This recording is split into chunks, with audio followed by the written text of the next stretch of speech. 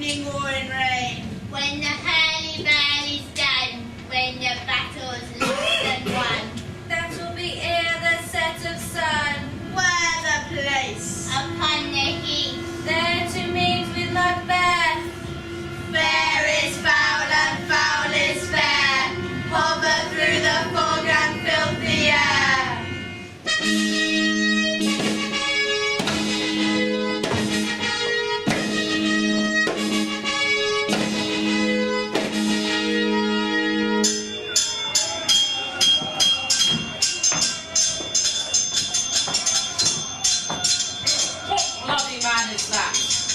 Report as seemeth by his flight of the revolt the loose thing. Hail, brave friend! Say to the king the knowledge of the broil, as thou didst leave it. Doubtfully stood, as two spent swimmers that you clinched together, and choked thou art, the merciless MacDonald, with fortune on his damn cruel smiling show, like a rebel's horn. But this was all too weak for brave Macbeth. Well, he deserves that name, disdaining fortune with his Spanish steel, smoked with bloody execution, like valor's minion carved out his passion, till he faced the slain, which he never shook hands, nor bare farewell to, till he unseen him, from the nave to the shaft, and fixed his head upon our battlement. O valiant cousin, worthy gent. Mark, King of Scotland, Mark, no sooner justice had with valour armed, compelled these skipping chums to trust their heralds. But the weakened lords, surveying martyrs, with furbished arms and new supplies of men, began a fresh assault. Dismayed not this our captains, Macbeth and Banquo? As I say sooth, I must report, they were as cannons overcharged with double cracks. They doubly redoubled strokes upon the foe, but I am faint, my gashes cry for help. So well thy words become thee as thy wounds.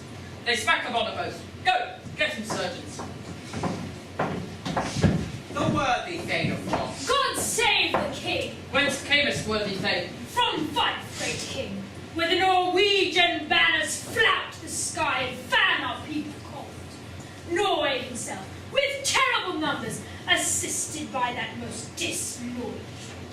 The Thane of Cawdor began a dismal conflict, till Macbeth, lapped in proof, confronted him with self-comparisons, point against point, rebellious arm against arm, curbing his lavish spirit, and to conclude, the victory fell on us. Great happiness. No more that Thane of Cawdor shall deceive our bosom interest. Go, pronounce his present death, and with his former title, free Macbeth. What he hath lost, no Macbeth hath won.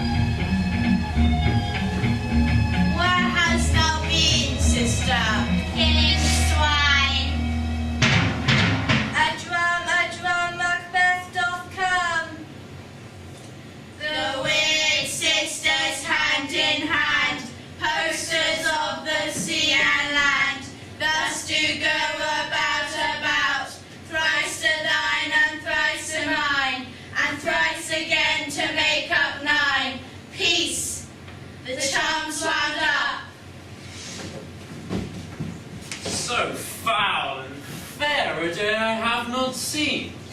How far is it to foray? What are these, so withered and so wild in their attire, that look not like the inhabitants of the earth, and yet are on it? Live you, or are you aught that man may question? You seem to understand me. why each at once a choppy finger laying upon her skinny lips. You should be women, and yet your beards forbid me to interpret that you are so. Speak if you can. What are you? Hail Macbeth! Hail to thee, Thane of Glamis!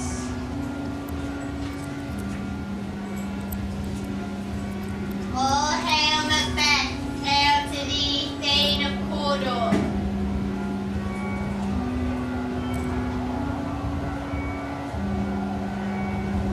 All hail Macbeth, that shalt be king hereafter!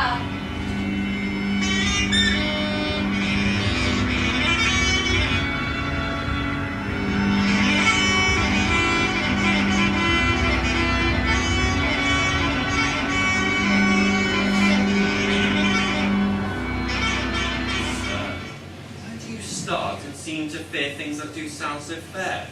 In the name of truth, are ye fantastical? Or that indeed which outwardly ye show? My noble partner, you greet with present grace and great prediction, of noble having and of royal home, that he seems rapt withal. To me you speak not. If you can look into the seeds of time and say which grain will grow and which will not, speak then to me, who neither begs nor fears your favours nor your hate. Hail! Hail! Hail! Lesser than Macbeth and greater! Not so happy, yet much happier. Thou shalt get kings, though thou be none. So all hail Macbeth and Banquo! Stay, you imperfect speakers. Tell me more. By Finnell's death, I know I am Thane of Glamis. But how of Cawdor? The Thane of Cawdor lives, a prosperous gentleman. And to be king stands not within the prospect of belief, no more than to be Cawdor. Say from whence you owe this strange intelligence, or why upon this blasted heath you stop our way with such prophetic greetings. Speak, I charge you.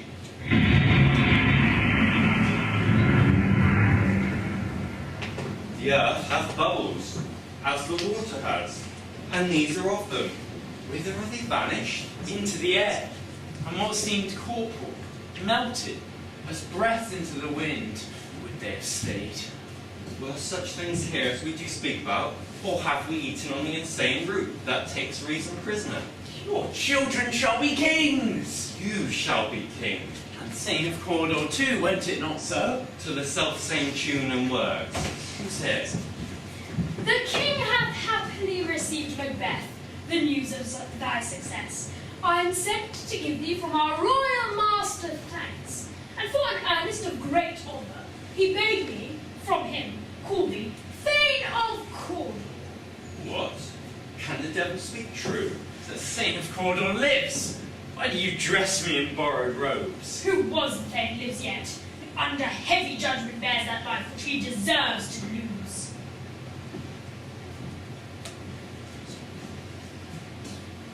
Glamis and Thane of Cawdor, the greatest is behind. Thanks for your pains. Do you not hope your children shall be kings, when those that gave Thane of Cawdor to me promise no less to them? That trusted home might yet enkindle you into the crown, beside the Thane of Cawdor. But 'tis strange, and oftentimes, to win us to our harm, the instruments of darkness tell us truth, to win us with honest trifles, to betray us in deepest consequence. Cousin? Oh, I pray you. Two truths are told, as happy prologues to the swelling end of the imperial theme. This supernatural soliciting cannot be ill, cannot be good. If ill, why hath it given me the earnest of success, commencing in a truth? I am Thane of Cawdor. If good, why do I yield to that suggestion, whose horrid image doth unfix my hair and make my seated heart rack at my ribs? against the use of nature. Present fears are less than horrible imaginings. My thought, whose murder bit yet is fantastical, shakes so my single state of man, that function is smothered in surmise, and nothing is but what is not. Our paths wrapped.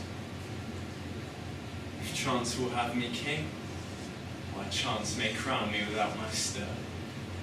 New honours come upon him like our strange garments. Cleave not to them all, but with the aid of use. Come what come may, time and hour runs through the roughest day. Worthy Macbeth, we stay upon your leisure.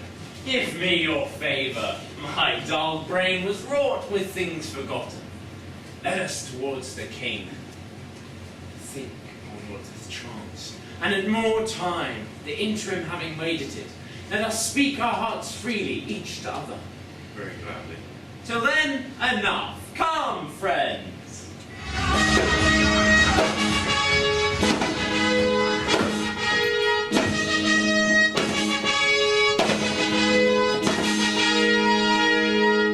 Is execution done on Cawdor? Are those in commission not yet returned? My liege, they are not yet come back, but I have spoke with one who saw him die, who did report, and very frankly he confessed his treasons, implored your highness of pardon, and set forth a deep repentance. It's no art to find a mind destruction in the face. He was a gentleman on whom I built an absolute trust. Ah, worthiest cousin, consider my ingratitude weighs heavy upon me, even now. Only I have left to say, more is I do than ought to pay. The service and loyalty I owe in doing it pays itself. Welcome hither. I have begun to plant thee and will labour to make thee full of growing.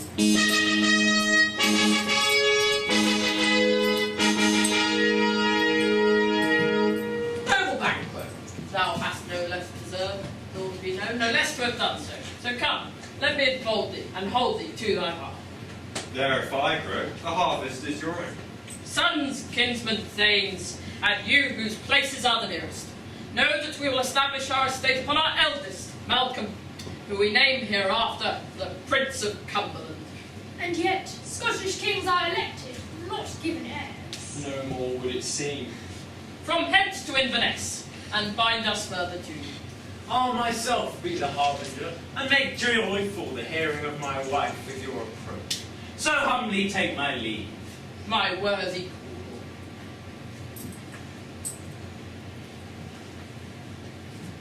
The Prince of Cumberland. That is a step on which I must fall down, or else overleap. For in my way it lies. Stars, hide your fires. Let not light see my black and deep desires. The eye winks at the hand, yet let that be which the eye fears when it is done to see.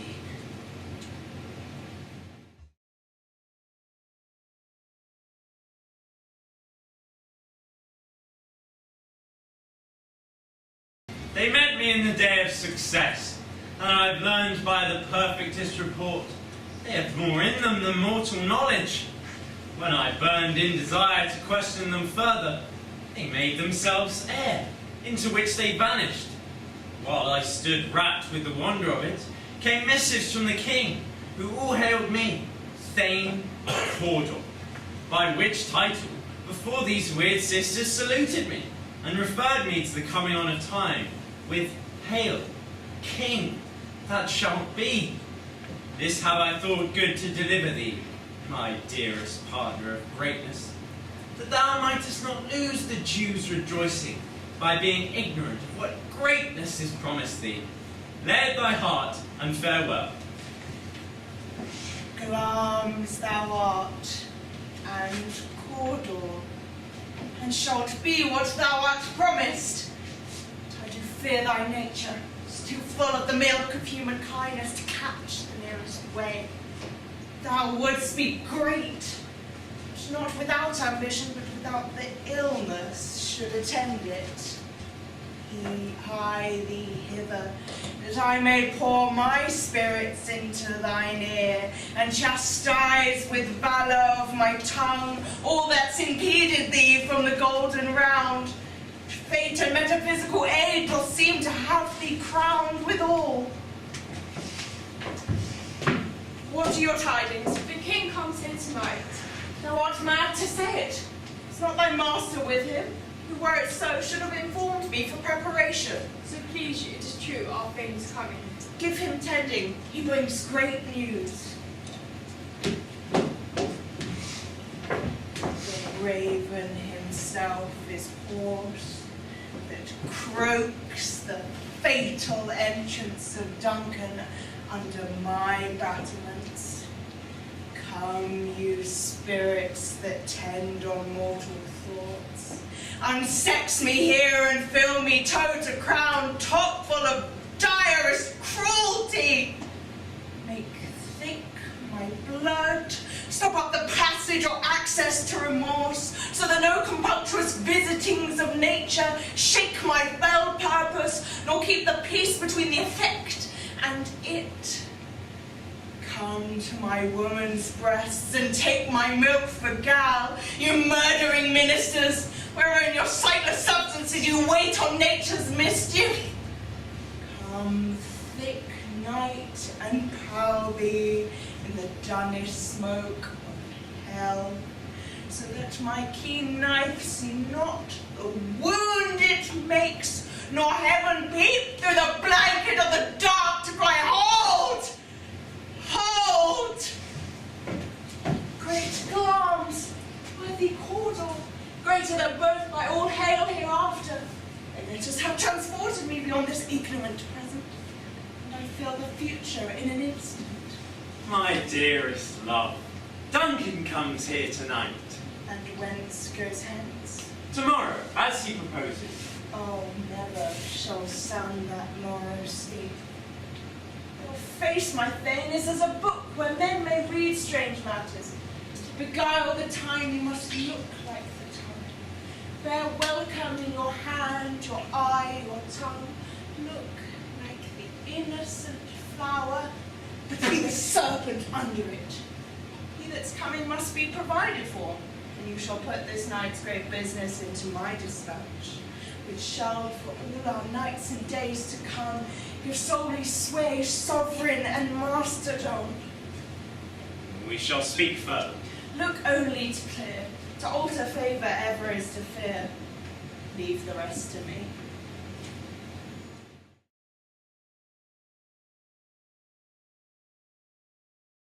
This castle hath a pleasant seat. The air nimbly and sweetly recommends itself unto our gentle senses. See, our honoured hostess. Our service, in every point twice done, then done double. Where poor and single business to contend against these honours, broad and deep wherewith your majesty loads our house. Fair and noble hostess, we're your guests tonight. Give me your hand, and conduct me to mine host, for we love him highly, and shall continue our graces towards him. By your leave, hostess.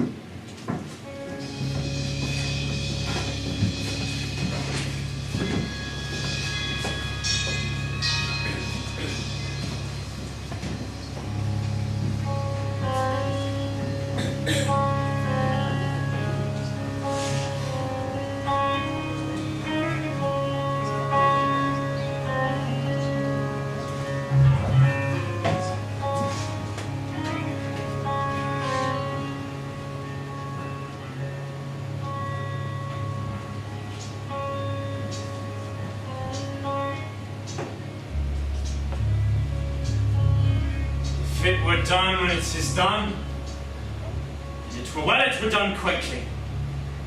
The assassination could trammel up the consequence and catch with his surcease success.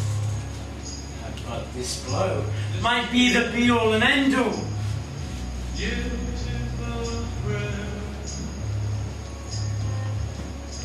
Here. But here upon this bank and shoal of time, we jump the life to come.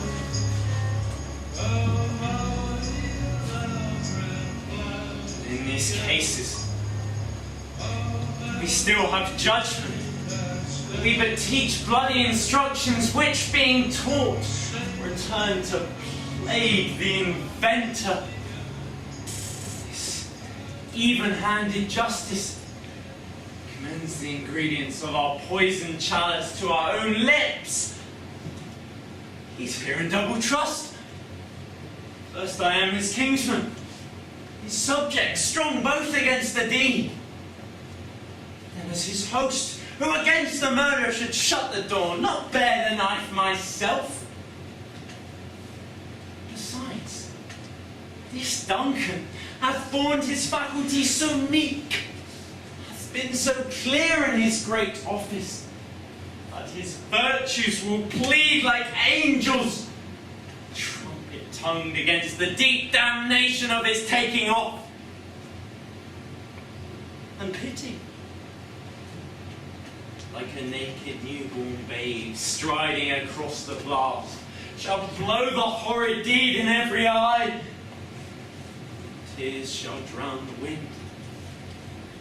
I have no spur to prick the sides of my intent, but only vaulting ambition, which overleaps itself and falls on the other. Now, what news? He has almost slept. Why have you left the chamber? Hath he asked for me? No, you're not, he has. We will proceed no further in this business. He hath honoured me of late, and I have bought golden opinions from all sorts of people, which would be worn now in their newest gloss, not cast aside so soon. Was the hope trunk wherein you dressed yourself? Hath it slept since and awakens now only to look so green and pale at what it did so freely? And now afraid to be the same in thine own act and valour as thou art in desire, wouldst thou live a coward in thine own esteem? Letty, I dare not wait upon I would. Prithee, peace! I dare do all that may become a man. Who dares do more is done. What beast was it then that made you break this enterprise to me? When you durst it, then you were a man. And to be more than what you were, you would be so much more the man. Nor time nor place did then adhere, and yet you would make both. They have made themselves, and that their fitness does unmake you. I have given suck, and know what it is to love the babe that milks me. I would, whilst it's smiling in my face, have plucked its boneless gums from my nipple and dashed the brains out. Had I so done if you have sworn to this? If we should fail? We fail. Screw your courage to the sticking place, and we will not fail. When Duncan is asleep, whereto his day's hard journey shall soundly invite him, his two chamberlains shall I wine and wassail. When in swinish sleep their natures lies in death, what cannot you and I perform upon the unguarded Duncan? What not put upon his spongy officers, who shall bear the guilt of our great quell? Bring forth men, children only, for thy undaunted metal should compose nothing but males.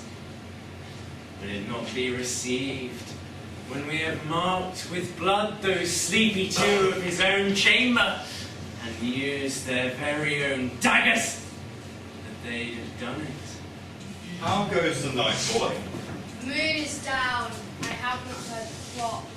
And she goes down at 12. I take it is late, sir. Hold my sword. There's husbandry in heaven. Their candles are all out too. Take thee that too. A heavy summons lies like lead upon me, and yet I would not sleep. Merciful powers, restrain in me the cursed thoughts that nature gives way in repose. Give me my sword. Who's that? A friend. What? Sir, not yet at rest? The king is abed. He hath been an unusual pleasure, and sent forth great largesse to your officers. This diamond he breaks your wife withal, by the name of most kind hostess, and shut up in measureless content. Being unprepared, our will became the servant to defect, which else should free of wrong. All's well. I dream last night of the three-wed sisters. To you they have shown some truth. I think not of them. Yet, when we can entreat an hour to serve, we would spend it in some words upon that business, if you would grant the time. At your kindest leisure. If you shall cleave to my consent when it is, it shall make honour for you. So I lose none in seeking to augment it, but still keep my bosom franchised and allegiance clear. I shall be counselled. Good repose the while. Thanks, sir. The like to you. Go bid thy mistress. When my drink is ready, she strikes upon the bell. Get thee to bed.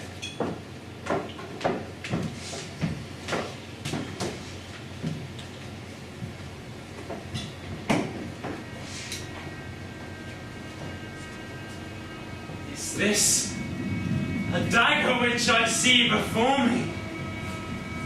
The handle towards my hand. Come, let me clutch thee. I have thee not, and yet I see thee still. Art thou not fatal vision, sensible to feeling as to sight? Or art thou a dagger of the mind, a false creation proceeding from the heat-oppressed brain? I see thee yet, as palpable as this which now I draw. Thou marchedst me the way I was going, and such an instrument I was to use. Mine eyes are made the fools of the other senses, or else worth all the rest. I see thee still, and on thy blade and dudgeon's gouts of blood, which was not so before. There is no such thing. It is the bloody business which informs thus to mine eyes. Now, over the half-world nature seems dead, and wicked dreams abuse the curtain's sleep.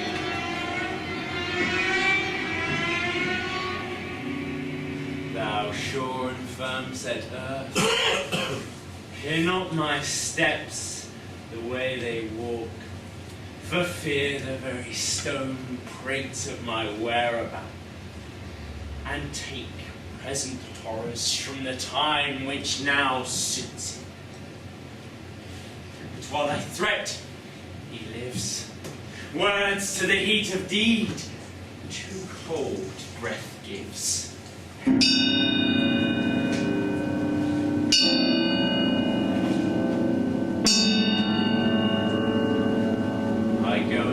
Done, the bell invites me.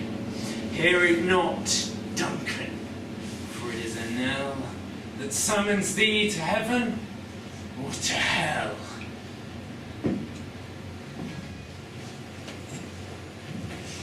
That which hath made them drunk hath made me bold. What hath quenched them hath given me fire. Hark! It was the owl that shrieked, the fatal bellman that gives the sternest good night. He is about it. The doors are open and the surfeited grooms do mock their charges with shores. I have drugged their possums.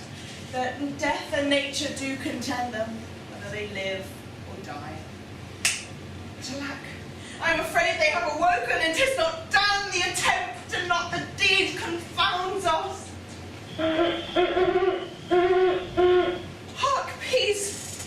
I laid their daggers ready, he could not miss them. Had he not resembled my father as he slept, I'd have done it. Who's there? What ho? My husband? I have done the deed. Didst thou hear the noise? I heard the owl scream and the crickets cry. Did you not speak? When? Now. As I descended? I. Hark! Who lies in the second chamber? Don't pay. It's a sorry sight. foolish thought to say a sorry sight. As one did laugh in his sleep, and one did cry murder, but they each did wake each other. I stood and heard them, but they did say their prayers and addressed them again to sleep. There are two lodged together. One cried, God bless us, and Amen. The other, for they had seen me with these hangman hands, listening their face. I could not say Amen when they did say God bless us. Consider it not so deep. But wherefore could I not pronounce Amen? I was most in need of blessing, and Amen stuck in my throat. These deeds must not be thought after these ways, or else it will make us mad. Methought I heard a voice cry, sleep no more. Macbeth does murder sleep. The innocent sleep, sleep that knits up the ravelled sleeve of care, death of each day's life, sore labour's bath, balm of hurt minds, great nature's second course, and chief nourisher in life's feeds. What do you mean? Still it cried, sleep no more, to all the house. Blanc hath murdered sleep, and therefore Cawdor shall sleep no more, Macbeth shall sleep no more. Whose voice was it that thus cried? Why, worthy Thane, you do unbend your noble strength to think so brain-sickly of things. Go get some water and wash this filthy deed from your hands. Why did you bring the daggers from the place? They must lay there. Go, carry them and smear the grooms with blood. I'll go no more. I'm afraid to think what I have done. Look on it again, I dare not. Infirm of purpose, give me the daggers. The sleeping and the dead are but pictures. 'Tis the eye of childhood that fears a painted devil. If he do bleed, I'll gild the faces of the grooms withal, for it must seem their guilt. Whence is that knocking? Why is it that every noise appalls me? Will all great Neptune's ocean wash this blood clean from my hand? No! This my hand, or rather the multitudinous seas in Carnadine, making the green ones red. My hands is your colour, that I shame to wear a heart so white. Hark, I hear knocking at the south entry. Retire us to our chamber. A little water clears us of the deed. How easy it is then! Your constancy hath left you unattended. Hark, more knocking. Get on your nightgown, lest occasion call us and show us to be watchers. Be not lost so poorly in your thoughts. To know my deed, it were best not know myself. Wake, Duncan, with thy knocking. I would thou couldst. Here's a knocking indeed. If a man were port of Hell Gate, he should have all turning the key. Knock, knock, knock. Who's there in the name of Beelzebub? Knock, knock. Who's there in the other devil's name? Knock, knock, knock. Who's there? Never quiet. What are you? But this place is too cold for hell. I'll devil portal in no further. Anon, anon. I pray you, remember the porter.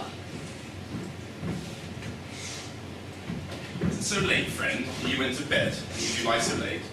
Faith, sir, you were carousing till the second cock. And drink, sir, is a great provoker of 3 things. And what 3 things does drink especially provoke? Mary, sir, nose painting, sleep, and urine. Lechery, sir, provokes and unprovokes. Provokes desire but takes away performance. Therefore, much drinking persuades him at this afternoon, makes him stand to and not stand to. Is thy master stirring? I'm looking as waited. Here he comes. Good morrow, noble sir. Good morrow, both. Is the king stirring, worthy thing? Not yet. He did demand me to call timely upon him. I've almost slipped the hour. I'll bring you to him. I'll make so bold to call.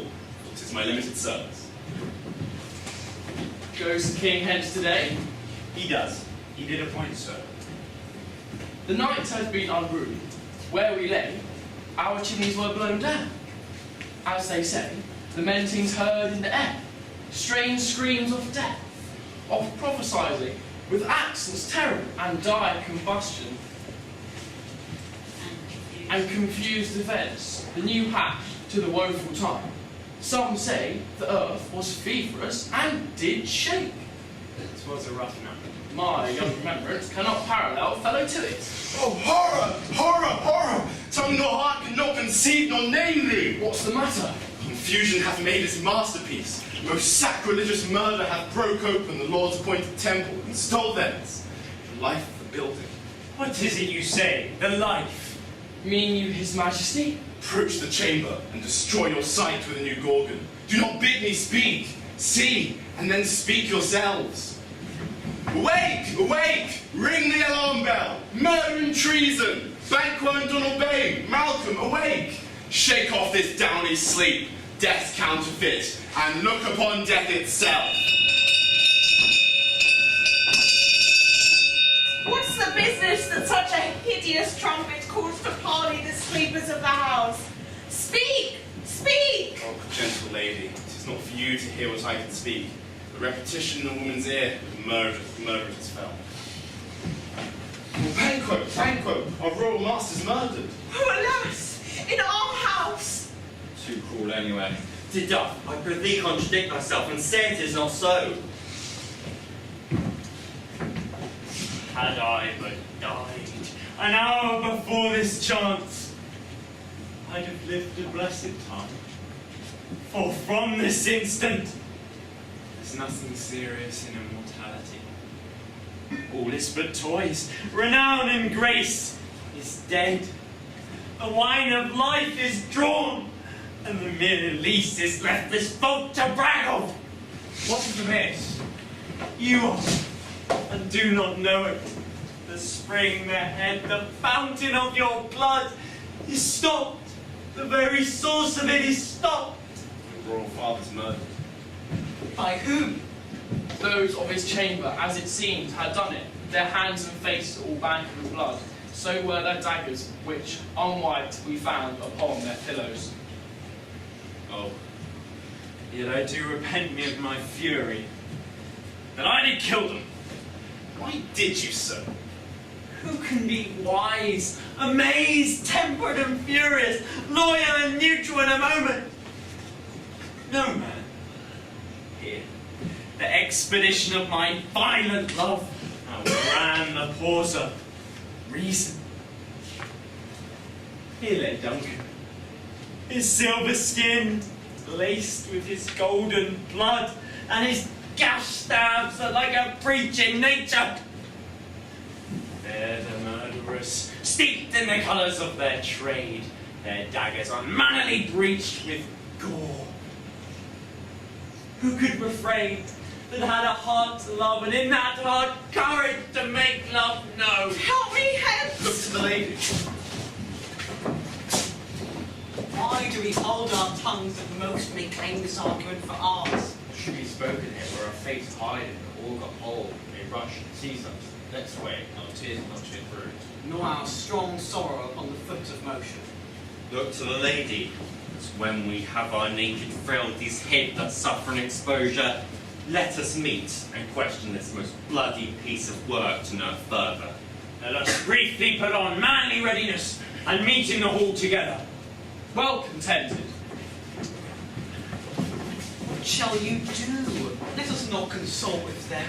To show an unfelt sorrow is an office which the false man does easy. I'll to England. To Ireland I, and I'll separate these short shoots from people both the safer, where we are there are daggers and many smiles, nearest in blood and nearer blood enough. This murderous shaft that shot hath not yet lighted, and the safest way is to avoid its aim. Therefore to horse, and let us not be dainty of leave-taking, but shift away, as warranting that zest which steals itself when there's no mercy left. And Duncan's horses, a thing most strange and certain, turned wild in nature, broke their stalls flung out, contending against the obedience as they would make war with mankind. 'Tis said they ate each other. Here comes the goodman dove. How goes Lord, sir, now? Why, see you not? Is it no good in this modern blood feud? Those whom Beth hath slain. Alas the day, what good could they pretend? They were suborned. Malcolm and Donald Bain, the king's two sons, have stolen away and fled, which puts upon them suspicion of the deed. Against nature still. Thriftless ambition will run up thine own life's means. Then 'tis most like the sovereignty will fall upon Macbeth. He's already named and gone to Scone to be invested. Will you to school? No, cousin. I'll to fight. Well, I will thither. Well, may you see things done well there. The Jew, lest our old road sit easier than I knew. God Benson go with you, with those that make good or bad and friends and foes. Thou hast it now. King, Cawdor, arms, all as the weird women promised. I fear thou played most foully for it. Yet, it was said, it should not stand in thy posterity, but that myself should be the root and father of many kings. If there come truth from them, as upon thee, Macbeth, their speech is shine. Why, by the verities on thee made good, may they not be my oracles as well, and set me up in hope? But hush, no more. Here's our chief guest. If he'd have been forgotten, it'd have been as a gap in our great feast, and all things unbecoming. Tonight we hold a solemn supper, sir, and I'll request your presence. Let your highness command upon me, to which my duties are with a most indissoluble tie, forever Nick. Walk you this afternoon? Aye, my good lord.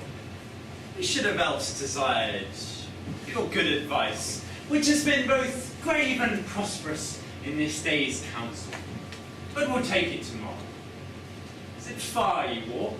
As far, my lord, as we'll fill up this time, twixt this and supper. Fail not our feast. I will not. We hear our bloody cousins are bestowed in England and in Ireland, not confessing their cruel parasites, filling their hearers with strange invention. But of that tomorrow. Goes Flint with you? Aye, my good lord, our time does call upon us. I wish you sure of foot. Farewell.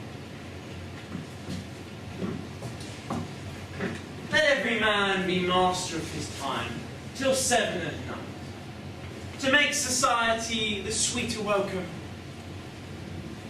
Let's keep ourselves till supper time alone. Well then, God be with you.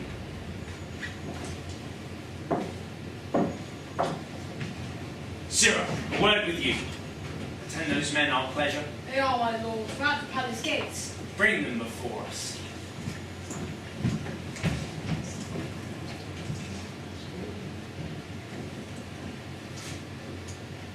To be thus is nothing, but to be safely thus.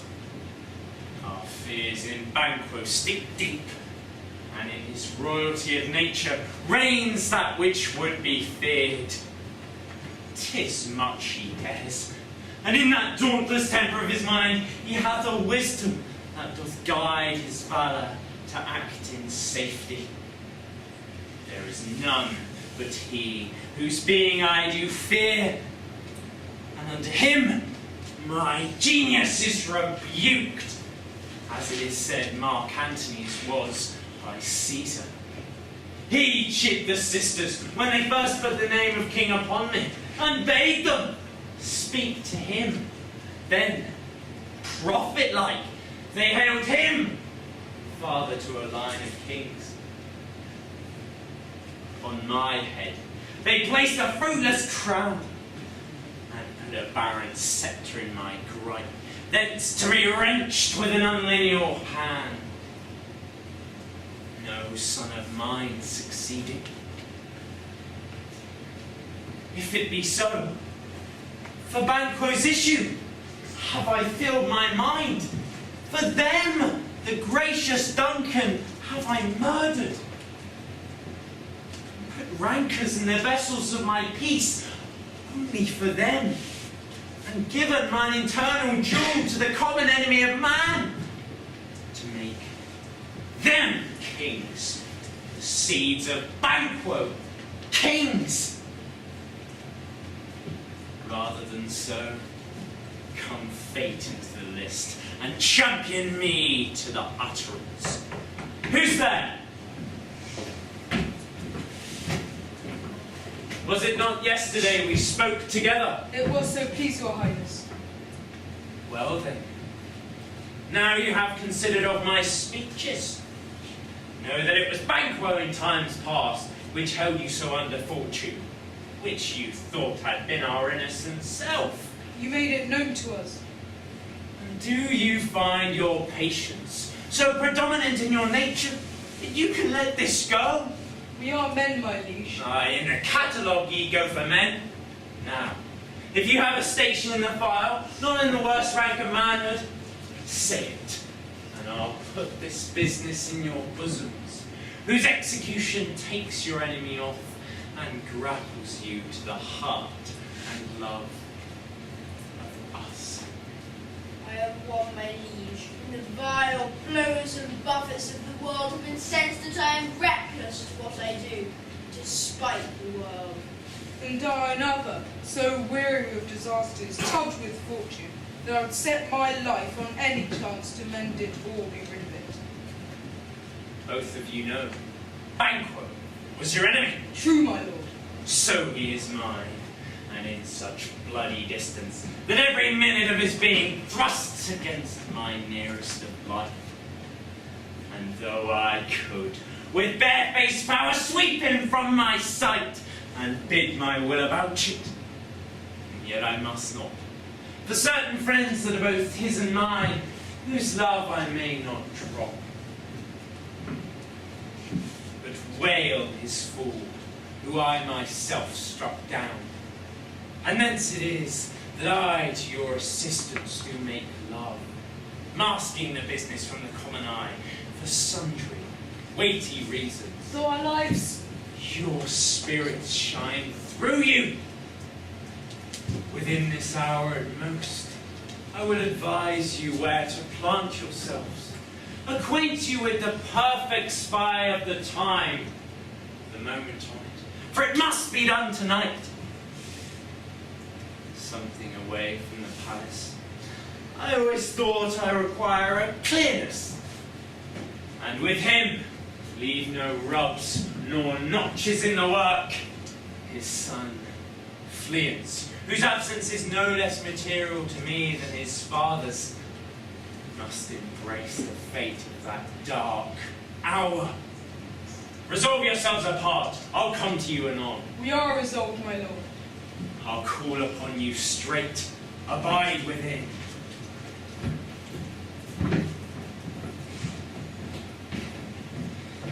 It is concluded, Banquo, thy soul's flight. If it find heaven, must find it tonight.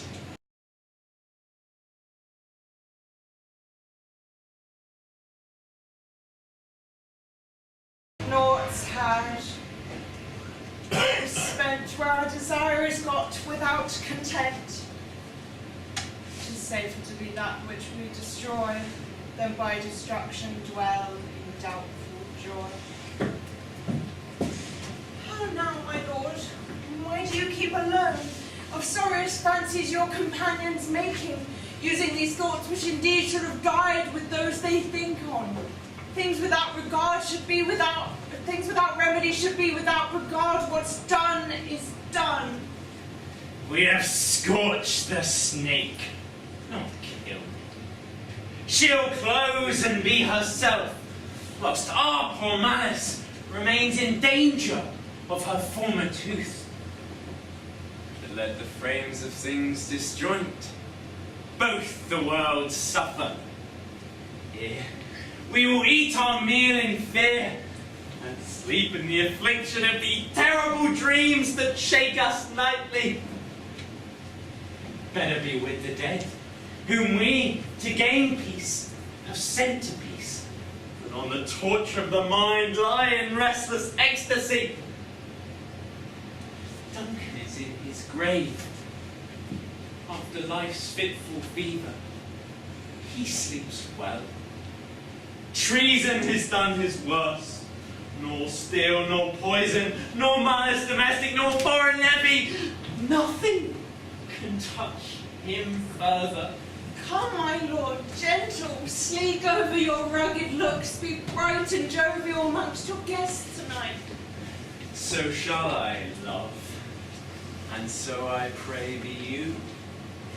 Let your remembrance apply to Banquo. Present him with eminence, both with eye and tongue, unsafe the while, that we must lave our honours in these flattering streams, and make our faces vizards to our hearts, disguising what they are. You must leave this. Oh, full of scorpions is my mind, dear wife.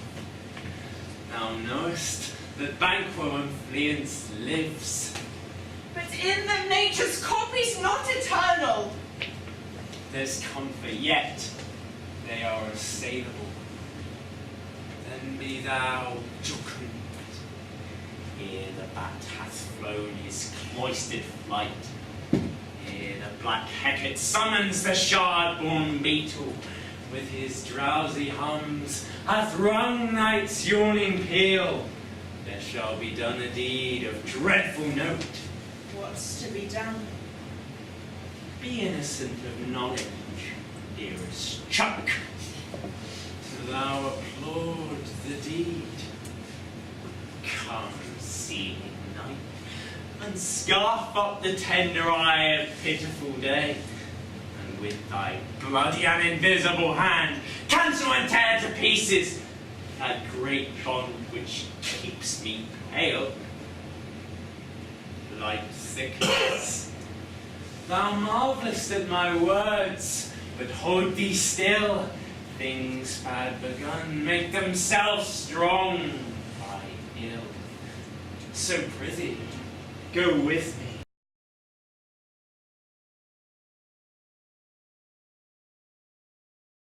But who did bid thee join us? Macbeth! He needs not our mistrust. Then stand with us. Hark! I hear footsteps! Give us a light there. A light, a light. Tis he! Stand to it. It'll be rain tonight. Let it come down! Oh, treachery! Fly, good things, fly, fly! Thou bear's revenge! Oh, slave!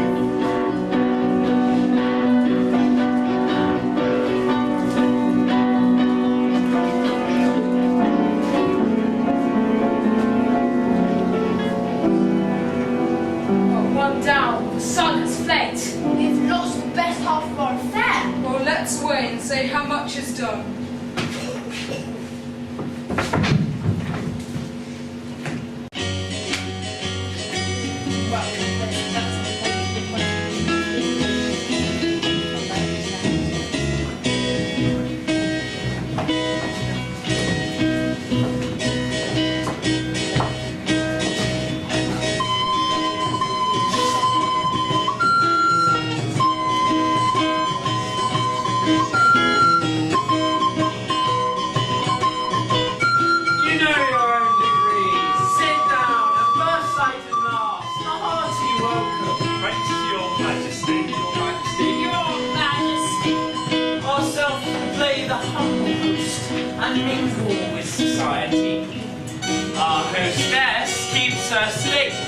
But in best time we will require her welcome.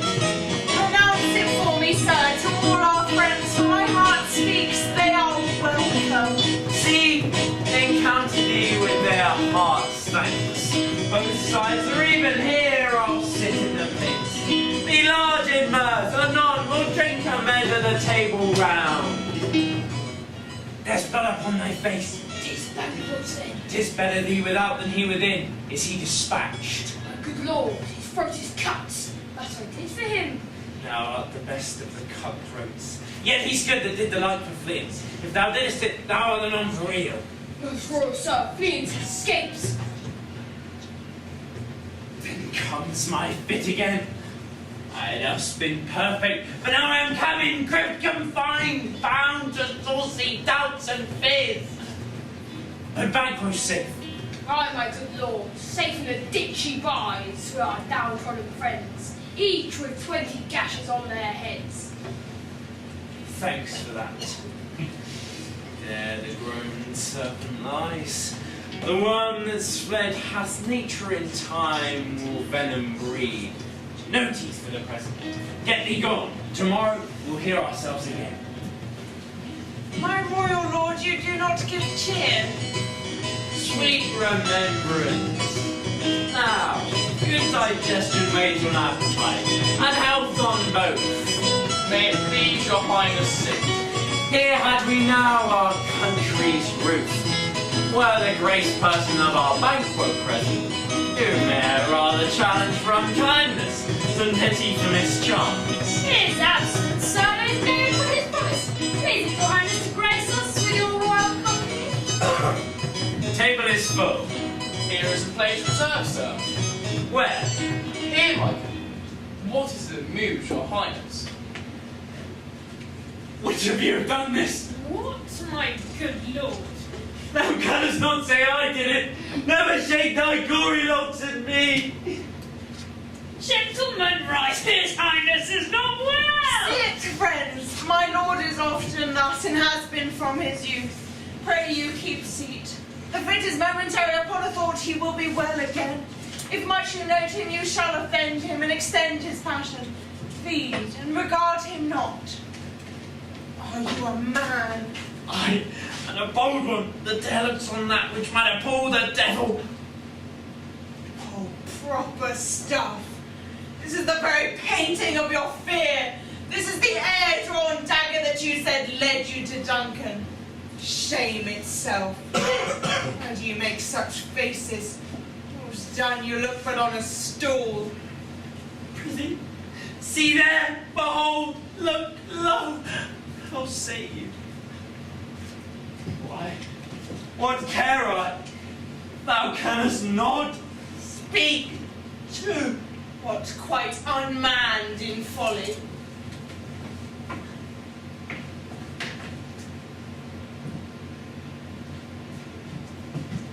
If I stand here, I saw him. Fie, for shame. The time has been that when the brains were out, the man would die and there would be an end. Now they rise again, with 20 mortal murders on their crowns and push us from our stalls. This is more strange than such a murder is. My royal lord, your noble friends do lack you. I do forget. Do not muse at me, worthy friends.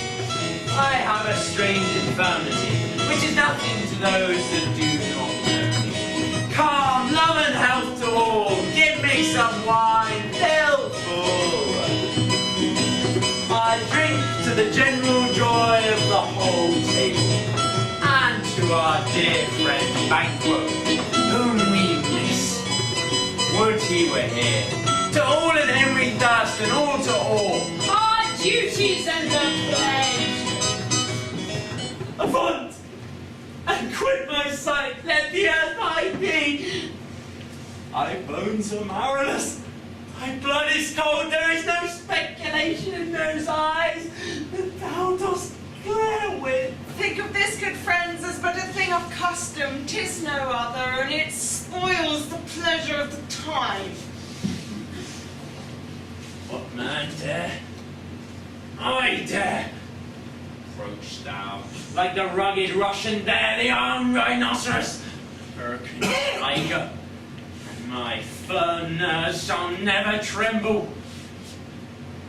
Or else be alive again, and dare me to the desert with thy sword, if trembling inhabitant protest me the baby of a girl. Hence, horrible shadow hence, unreal mockery hence.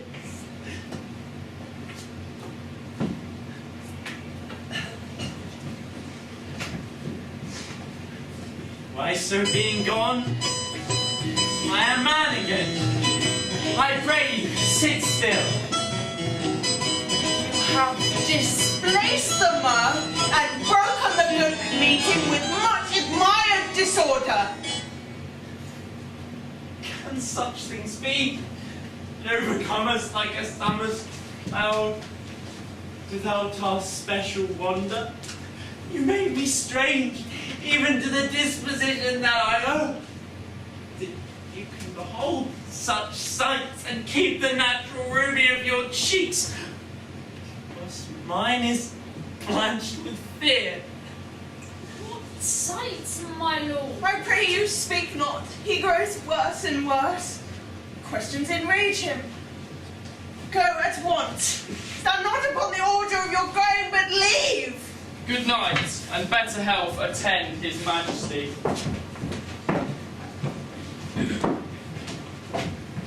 It will have blood, they say.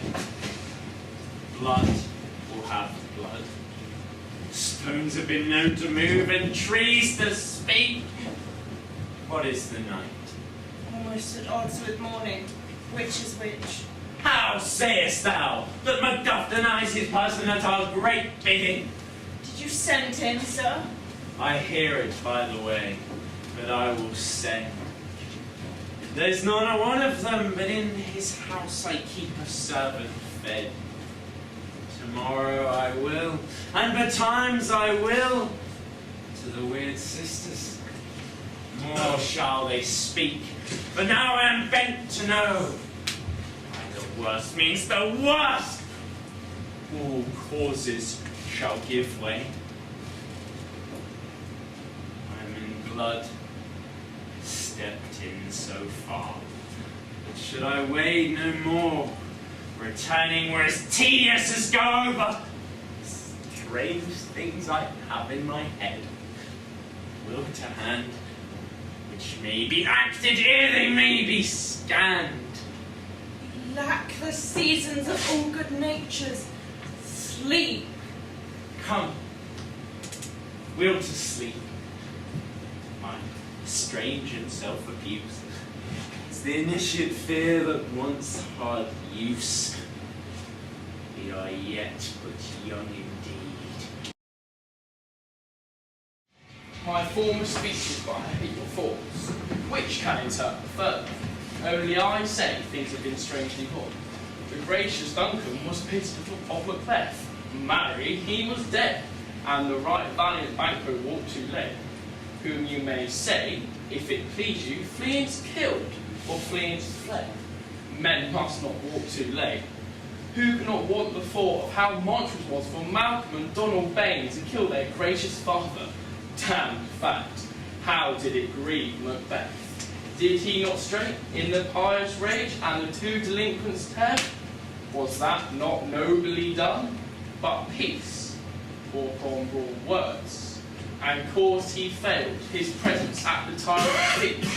I hear Macduff lives in disgrace. Sir, can you tell where he bestows himself? The son of Duncan lives in the English Wood, and is received by the most pious Edward with such grace.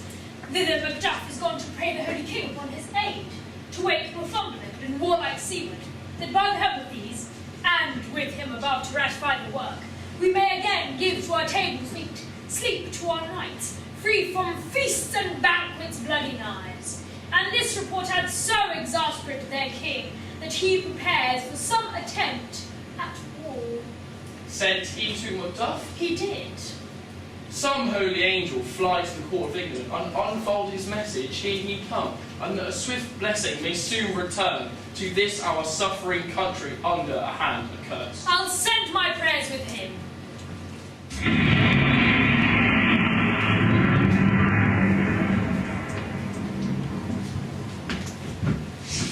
Thrice the brindled cat hath mewed. Thrice and once the hedge pig whined. Harpier cries, 'tis time, 'tis time. Round about the cauldron go, in the poisoned entrails throw. Fill it off any snake, in the cauldron boil and bake.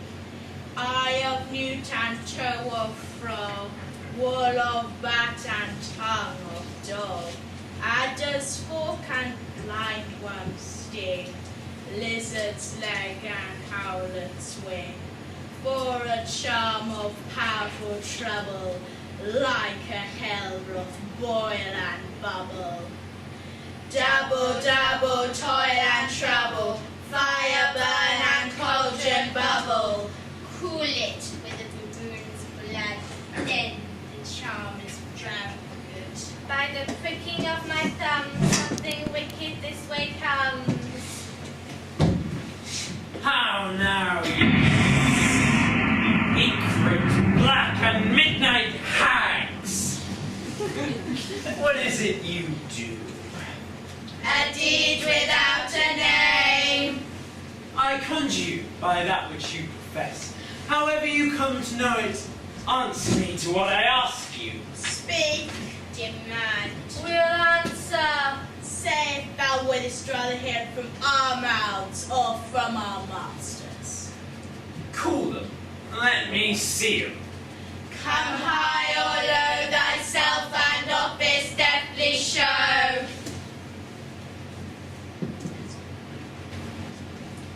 Tell me thou art no power. He knows thy thought, hear his speech, but say thou naught. Macbeth. Beware Macduff. Beware the Thane of Fife. Dismiss me. Enough. Whatever thou art, for thy good caution thanks. Thou hast harped my fear aright. But one word more. He will not be commanded. Here's another more potent than the first.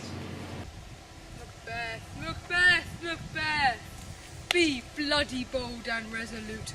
Laugh to scorn the power of man, for none of woman born shall harm Macbeth. Then live, Macduff. What need I fear of thee? But yet I'll make assurance double sure, and take a bond of fate. Thou shalt not live, that I may tell pale-hearted fear it lies, and sleep in spite of thunder. Listen, but speak not to it.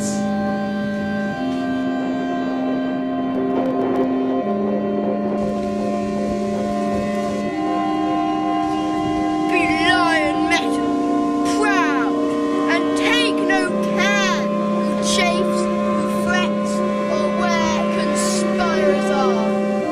Macbeth shall never vanquished be, until great Burnham Wood, too high Dunsinane Hill, shall come against him. That will never be. Who can impress the forest, bid the tree unfix his earthbound root? Sweet bodements, good, of Burnham rise, and our high-placed Macbeth shall live the lease of nature, pay rest to time and mortal custom. And yet my heart throbs to know one thing. Tell me, if thou art can tell so much, shall Banquo's issue ever reign in this kingdom? Seek to know no more. I will be satisfied. Deny me this, and an eternal curse fall on you. Show, show his eyes and grieve his heart. Come like shadows, so depart. Thou art like the spirits of Banquo. Down, thy crown to sear mine eyeballs, and thy hair, thou art the gold-bound brow, is like the first, a third is like the former filthy hags. Why do you show me this? The fourth, stop, eyes, what will this line stretch out to the crack of doom? Another yet, a seventh, I'll see no more, and yet the eighth appears, which bears a glass that shows me many more. And now I see it is true, For thy bolted Banquo smiles upon me and points at them for his. What? Is this so? Aye, so this is so. But why stands Macbeth thus busily? Come, sisters, cheer we up his sprites, and show the best of our delights. I'll charm the air to give a sound while you perform your antic round, that this great king may kindly say our duties did his welcome pay.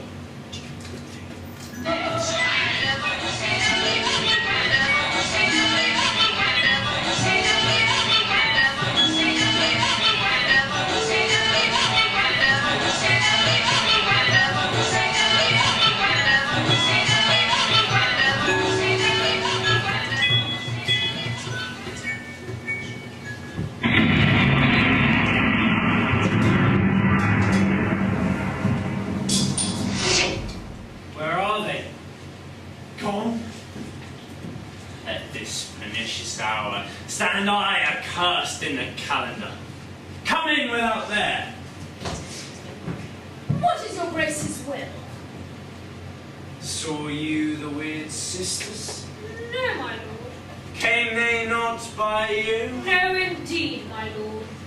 Infected beware be the air whereon they ride, and damned all those that trust them.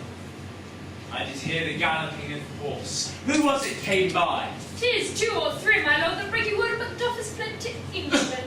Fled to England. Aye, my good lord.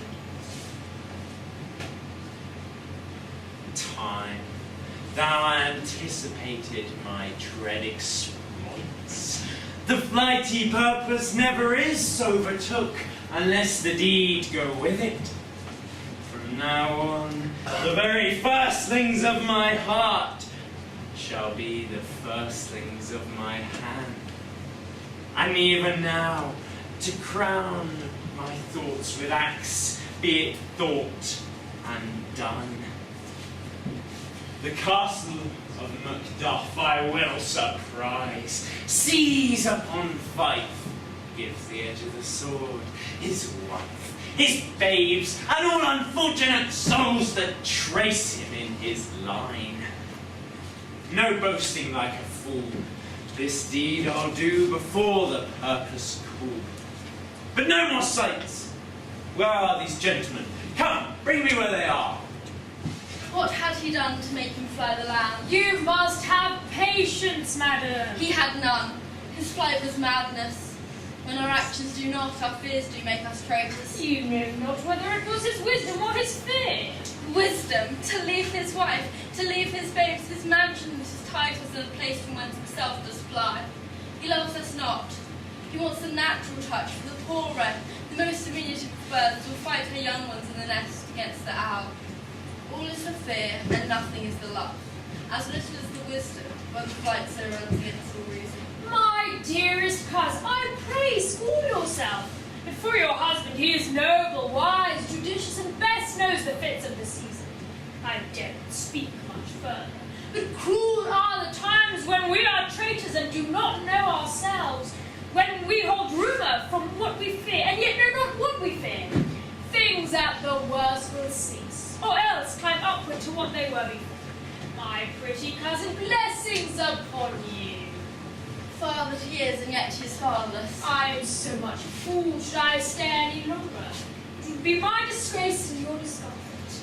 I take my leave at once. Sirrah, your father is dead. What shall you do now? How will you live? My father is not dead for your sake. Yes, he is dead. How wilt thou do for a father? Nay, how will you do for a husband? Why, I can buy me 20 at any market. Then you'll run to sell again. Thou speakest with a wide wit, and yet in faith with wit enough for thee. Was my father a traitor, mother? Aye, that he was. What is a traitor? Why, one that swears and lies. And be all traitors that do so? Everyone that does so is a traitor and must be hanged. Who must hang them? Why, the honest men. Then the liars and swearers are fools. For there are liars and swearers enough to beat the honest men and hang them up. Now, God help thee, poor monkey. How wilt thou do for a father? If he were dead, you'd weep for him. If you were not, it will be a good sign that you'll quickly have a new father. Poor prattler, how about you? Bless you, fair dame, I am not known to you. If you take a holy man's advice, be not found here. Hence, your little ones I dare not abide any longer. Whither should I fly? I have done no harm. But I remember now I'm in this earthly world where to do harm is often laudable. To do good sometimes accounted dangerous folly. Why then, alas, do I put up that womanly defence to say I have done no harm? What are these faces? Where is your husband? I hope in no place unsanctified where thou may find him. He's a traitor. Thou liest, thou shag-haired villain. Or shoe-egg? Young fry of treachery. He has killed me, mother. Run away, I pray you. Let us seek out some desolate shade, and there weep our sad bosoms empty. Let us rather hold fast the mortal sword, and like good men, bestride the downfall burden. Each new morn, new widows howl, new orphans cry, new sorrows strike heaven on the face, that it resounds as if it fell with Scotland, and yelled out like a syllable of dawn. This tyrant, whose sole name blisters our tongues, was once thought honest. You have loved him well. He has not touched you yet. I am young, but something you may discern of him through me, and wisdom to offer up a weak and poor innocent lamb to appease an angry god. I am not treacherous. But Macbeth is. A good and virtuous nature may recoil in an imperial charge. But I shall crave your pardon. That which you are, I cannot transpose. Angels are bright still, though the brightest fell. All things found were the brows of grace, yet grace must still look so. I have lost my hopes. Perchance there where I did find my doubts. Why in that rawness left your wife and child? Those precious motives, those strong locks of love, without leave-taking. I pray you, let not my jealousies be your dishonours, but mine own safeties. You may be rightly just, whatever I shall think. Bleed, bleed, poor country! Great tyranny, lay thou thy basest shore, for goodness dare not check thee. Fare thee well, Lord, but not be the villain that thou thinkest. Be not offended. I do not speak of an absolute fear of you. I think our country sinks beneath the yoke. It weeps, it bleeds, and each new day it gashes out to her wounds. I think withal there would be hands uplifted in my right, and here from greatest England have I offer of goodly thousands. Well, more anon. See you come to. My countrymen. Stands Scotland where it did. Alas, poor country, almost afraid to know itself. It cannot be called our mother, but our grave, where nothing but who knows nothing is once seen to smile, where sighs and groans and shrieks that rend the air are made, not marked, where violent sorrow seems a modern ecstasy. What's the newest grief? That of an hour's age doth mock the speaker, as each minute teems with a new one. How does my wife? Why? Well, All my children? well too. You're not a miser of your speech. How goes it? Now is the time of help. Your eye in Scotland would create soldiers, make our women fight to doff their dire distresses. Be it their comfort. We are coming thither. Gracious England hath lent us good seawood and 10,000 men. Would I could answer this comfort with the like, but I have words that would be howled out in the desert air where hearing should not latch them. What concern they? General cause, or is a fee grief due to some single breast? No mind that's honest, but in it shares some woe, though the main part pertains to you alone. If it be mine, keep it not from me. Quickly let me have it. Let not your ears despise my tongue forever, which shall possess them with a heavy sound that ever yet they heard. I guess that is. Your castle is surprised, your wife and babe savagely slaughtered, to relate the man who on the quarry of these men did, to add the death of you. Merciful heaven. What, man? Do not pour your hat upon your brows. Give sorrow words. The grief that does not speak whispers the overfought heart and bids it break. Children too. Wife, children, servants, all that could be found, My wife, too. I have said. Be comforted. Let us make medicine to our great revenge to cure this deadly grief. He has no children. months? Did you say all? Oh, hell, kite, all? What, all my pretty chickens and their dam at one fell swoop? Dispute it like a man. I will do so, but I must also feel it as a man. I cannot but remember such things that were most precious to me. Did heaven look on and not take their part? Sinful Macduff, they were all struck for thee, not for their own demerit, but for mine. Fell slaughtering their souls, heaven rest them now. Be this the whetstone of your sword, let grief convert to anger, blunt not the heart, enrage it. Cut short all intermission, front to front. Bring now this fiend of Scotland and myself. At my sword's length, set him. If he escape, heaven forgive him too. This too goes manly. Come, go we to the king. Our power is ready, and our lack is nothing but our leave. Macbeth is ripe for shaking, and the powers above put on their instruments. Receive what cheer you may, the night is long that never finds the day. I have 2 nights watched with you, but can perceive no truth from your report. When was it she last walked? Since His Majesty has went into the field, I have seen her rise from her bed, throw her nightgown upon her neck, unlock her closet, take forth paper, fold it, write upon it, read it, open, seal it, and again return to bed. Yet all this while most fast asleep. In this slumber agitation, besides her walking and any other actual performances, what at any time have you heard her say? That, sir, I will not look after her. You may to me, and 'tis most sweet you should. Neither to you nor anyone, having no witness to confirm my speech. No to you. Here she comes. This is her very guise, and upon my life fast asleep. Observe her, stand close. How came she by that light? Why, it stood by her. She was light by her continually. It is her command. You see her eyes are open. Aye, but that is shut. What is it she does now? It's been accustomed action to have seen her washing her hands. I have known her continue for a quarter of an hour. Yet here is a spot. Hark! She speaks! I will set down what comes from her to satisfy my remembrance more strongly. Out, thou spot! Out, I say! 1, 2, and then 'tis time to do it. Hell is murky. Fie, my lord, fie, a soldier afraid? What need we fear? Who knows it when none can call our power to account? Who would have thought the old man to have so much blood in him? Maybe Fife has a wife. Where is she now? What will these hands never be clean? No more of that, my lord, no more of that! Immoral with this starting! Go to. You have known what you should not. She spoke what she should not. I am sure of that. Heaven knows what she has known. And here's the smell of blood still. The perfumes of Arabia will not sweeten this little hand. Oh! Oh! Oh! What a size there. The heart is sorely charged. I would not have such a hard time bosom sitting which of the whole body. This disease is beyond my practice. Wash your hands. Put on your nightgown, look not so pale.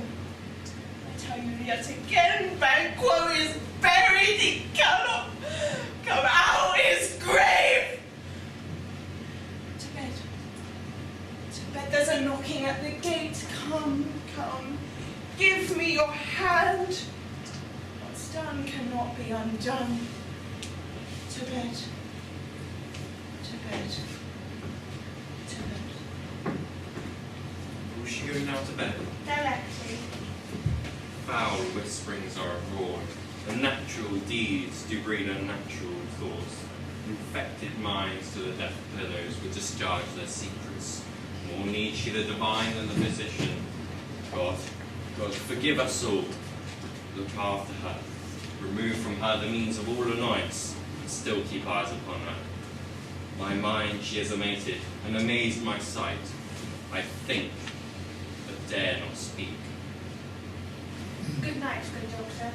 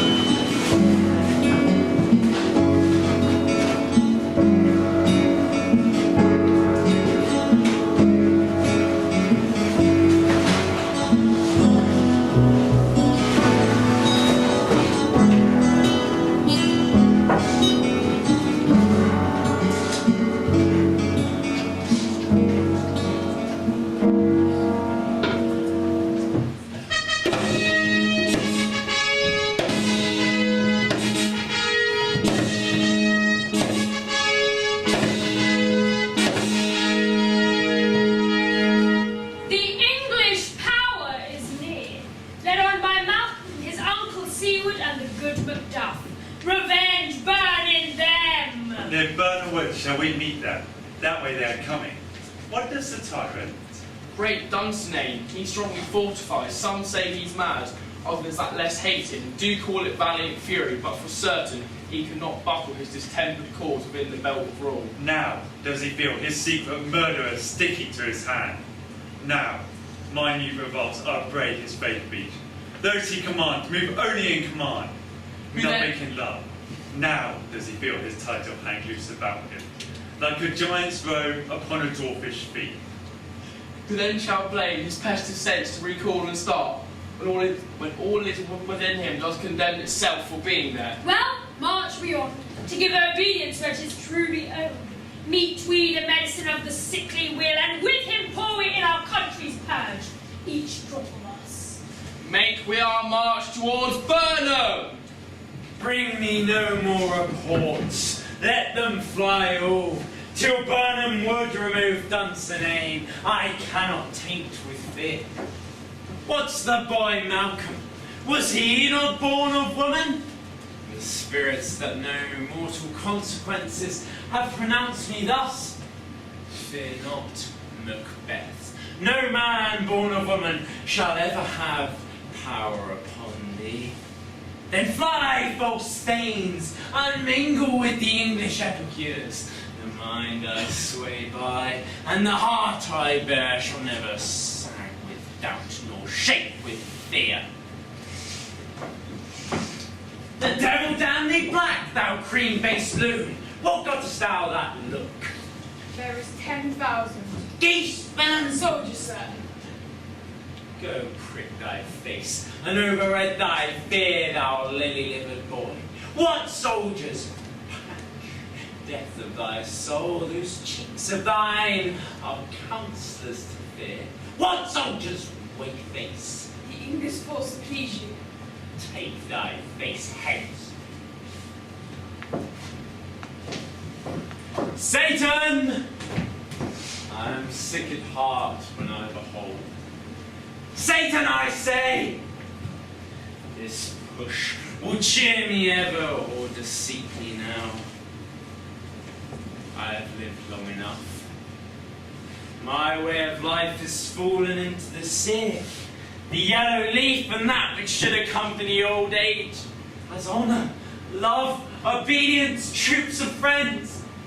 I must not look to them, but in their stead, curses, not loud, but deep, mouth honour, breath, which the faint heart deny and dare not. Satan, I say! With your gracious pleasure. What news more? All is confirmed, my lord, thou hast reported. I'll fight till from my bones my flesh be hacked. Come, put mine armour on. 'Tis not needed yet. I'll put it on. Send out more horses. Scur the country round. Hang those that talk of fear. Give me mine arm. How does your patient, doctor? Not so sick, my lord, as she is troubled with thick-coming fancies that keep her from her rest. Cure her of that. Canst thou not minister to a mind disease? Pluck from the memory the rooted sorrow. Raise out the written troubles of the brain, and with some sweet, oblivious antidote, cleanse the stuffed bosom of that perilous stuff which weighs upon her heart. Therein the patient must minister to herself. Throw psychics to the dogs. I'll none of it. Come, put mine armour on. Give me my star. Satan, send out. Doctor, the thanes fly from me. If thou couldst, doctor, cast the water of my land. Find her disease and purge it to a sound and pristine health. I would applaud thee to the very echo that should applaud again. Put it up, I say! Why, my good lord, your royal preparation makes us hear something. Bring it after me. I'll not be afraid of death and bane till Burnham Wood do come to Dunsinane.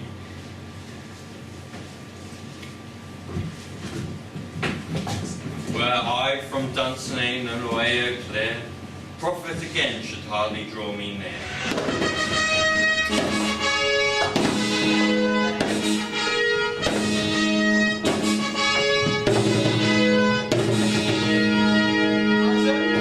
I hope the days are near at hand that Chambers will be safe. What wood is this before us? The wood of Burnham. That every soldier hew him down a bough and bear it before him.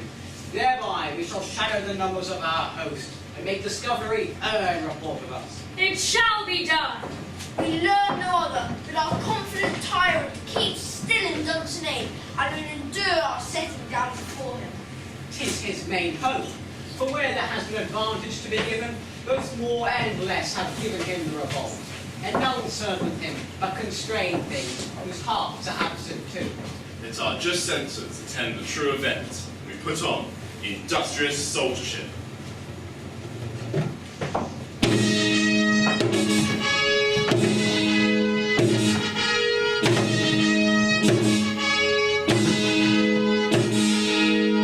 Now, your leafy screens throw down and show those you are.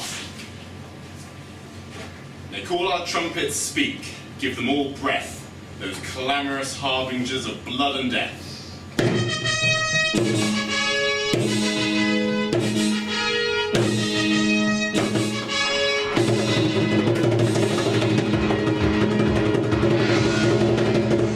Hang out our banners on the outward walls, the cry is till they come. Our castle strength will laugh a siege to scorn. Here, let them lie till famine and ague eat them up. What is that noise? This is a cry of a woman, my good lord. I've almost forgot the taste of fears. The time has been when my senses would have called to hear a night shriek, and my fell of hair would at a dismal treaty rouse and stir. I've supped full with horrors, Diana's familiar to my slaughterous thoughts, cannot once stop me. Wherefore was that cry? The queen, my lord, is dead. She should have died hereafter. There would have been a time for such a word. Tomorrow, and tomorrow, and tomorrow creeps in the petty pace from day to day to the last recorded syllable of time. And all our yesterdays have lighted fools the way to dusty death. Out, out, brief candle. Life is but a walking shadow, a poor player that struts and frets his hour upon stage, is then heard no more. Is a tale told by an idiot, full of sound and fury, signifying nothing. Gracious, my lord, I should have brought that bit to the stairs, but not allowed to do it. Well, say it! As I did stand my watch upon the hill, I looked toward Burnham, and the none before we began to move. Liar and slave! Within this 3 mile me see it coming, I say, a moving wood. If thou speakest false, upon the next tree shalt thou hang alive, till famine plain thee. If thy speech be sooth, I care not if thou dost as much for me. I pull in resolution, and begin to doubt the fiends that lie like the truth. Fear not, till Burnham Wood do come to Dunsinane, and now a wood does come to Dunsinane. Arm and out, I begin to be weary of the sun, and wish the estate of the world were now undone. Ring the alarm bell! Blow wind, come rack, and Ace will die with the harness on our back. They have tied me to a stake, I cannot fly, but bear-like I must fight the course. What's he that's not born of woman? Such a man am I to fear or none. What is thy too afraid to hear it? No! There are no fools like that were on the name of any in hell! My name's Macbeth. The devil himself could not pronounce a title more hateful to my ear! No, nor more fearful. Thou life, abhorrent tyrant! With my sword I'll prove the lies thou speakest!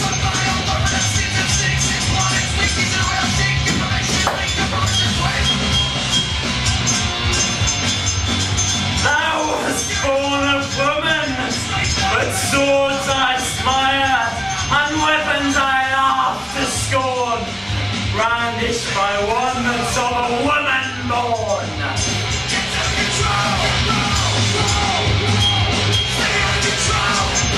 That way the noise is. Tyrant, show thy face. Thou beest slain with no stroke of mine. My wife and children's ghosts will haunt me still. Let me find him, fortune, or I beg not.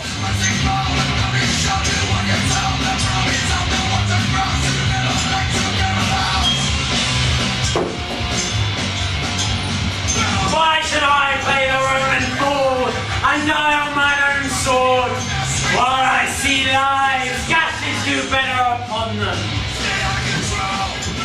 Turn, hellhound, turn. Of all men else I have avoided thee, but get thee back. My soul is too much charged with blood of thine already. I have no words. My voice is my sword. Thou bloody villain, in terms to give thee out. Let fall thy blade on vulnerable crust. I bear a charmed life, which must not yield to one of woman born. To spare thy charm, and let the angel whom thou still hast served tell thee. Macbeth was from his mother's womb untimely ripped. Accursed be the tongue that tells me so, for it hath cowed my better part of man. And be these juggling fiends no more believed, that palter with us in a double sense, and keep the word of promise to our ear, and break it to our heart.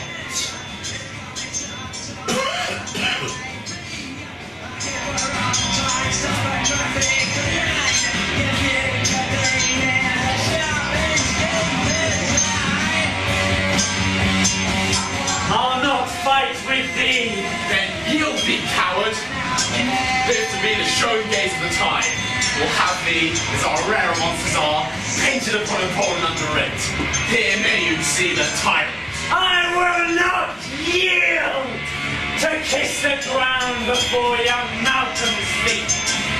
Though Burnham was you come to dust today, and now oppose being a woman born, yet I will try my last.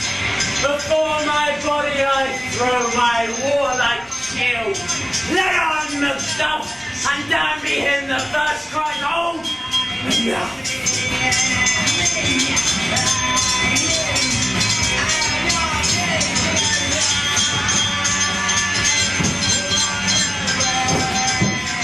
Hail, King, for so thou art.